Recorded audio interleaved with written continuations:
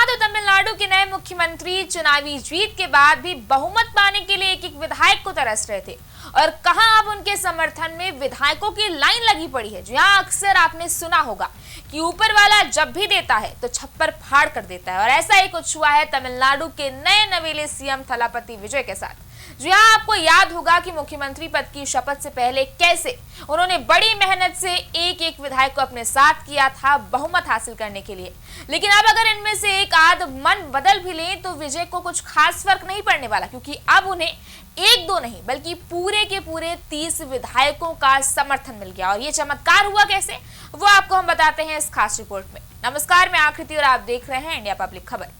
दरअसल थलापति विजय की टीवीके को एआईएडीएमके के एक गुट का साथ मिला है। जहां एआईएडीएमके में फूट पड़ गई है और अब वो टूटने के कगार पर है। एआईएडीएमके के सीवी षणमुगम गुट ने टीवीके को समर्थन देने का ऐलान कर दिया है, जिससे विधानसभा में टीवीके सरकार और मजबूत हो गई है। जाहिर है कि तमिलनाडु में अपनी सरकार बनाने से पहले एक्टर विजय बहुमत के लिए एक एक विधायक को लेकर तरसते रहे, लेकिन अब उनके पास विधायकों का पूरा कुनबा उठकर सपोर्ट करने आ गया है।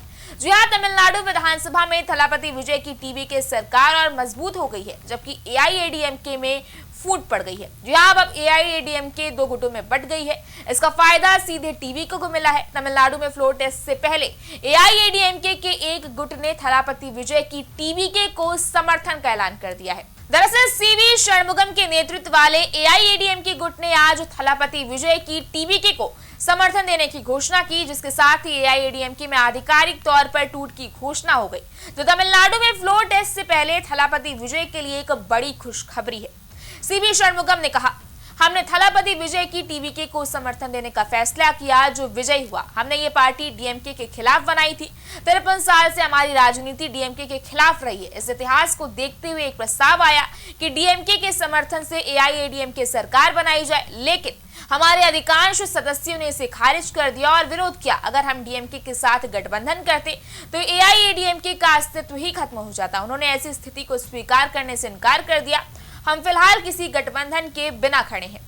अब देखिए, ये कदम ऐसे समय में उठाया गया है जब चुनाव के बाद गठजोड़ को लेकर कयास और अटकलों का दौर भी जारी है और टीवीके तमिलनाडु की इस बिखरी हुई राजनीति में एक बड़ी शक्ति के रूप में उभर कर सामने आई। हालांकि एआईएडीएमके में ये फूट कोई 2 दिन का खेल नहीं है। दोनों गुटों में पहली बार मतभेद तभी दिखाई दिए थे जब एआईएडीएमके के नवनिर्वाचित सदस्य सोमवार को तमिलनाडु की 17वीं विधानसभा के पहले सत्र में शामिल होने गए थे। वहीं उधर एआईएडीएमके के पूर्व नेता केसी पलानीस्वामी ने कहा है, पार्टी के अंदर साफ तौर पर फूट पड़ चुकी है। कई विधायक नेतृत्व में बदलाव चाहते हैं। अगर एडापदी पलानीस्वामी नेता बने रहते हैं तो इस बात की संभावना है कि कुछ विधायक टीवीके को समर्थन दे सकते हैं। उन्होंने आगे कहा कि ई पलानीस्वामी को पार्टी की टॉप पोस्ट से खुद ही हट जाना चाहिए ताकि पार्टी फिर से एकजुट और अगला चुनाव लड़ सके। बहरहाल तमिलनाडु में 1967 के बाद पहली बार डीएमके और एआईएडीएमके के अलावा कोई तीसरी पार्टी ने सरकार बनाई है। 1967 में डीएमके ने कांग्रेस को हराकर पहली बार सत्ता हासिल की थी। 1972 में एमजीआर ने डीएमके से अलग होकर एआईएडीएमके बनाई और तब से दोनों ही दल बारी बारी से सत्ता में आते रहे। इस दौरान कांग्रेस, भाजपा, पीएमके, डीएमडीके जैसी कई पार्टियां उभरी, लेकिन कोई भी डीएमके और एआईएडीएमके के आगे टिक नहीं सका।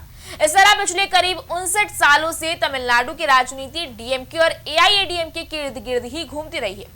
59 सालों बाद कोई तीसरी पार्टी यानी कि टीवीके की सरकार बनी है। खैर, फिलहाल तो अब सबकी नजरें एआईएडीएमके के अंदर मची इस आंतरिक कलह पर टिकी हुई है। अब देखना यह है कि क्या वाकई एआईएडीएमके के ये 30 के 30 विधायक टीवीके को फुल सपोर्ट देने वाले हैं। इस बारे में आपकी क्या राय है, आप हमें कमेंट सेक्शन में जरूर बताएं। इस वीडियो को लाइक करें, शेयर करें, चैनल को सब्सक्राइब करें। शुक्रिया।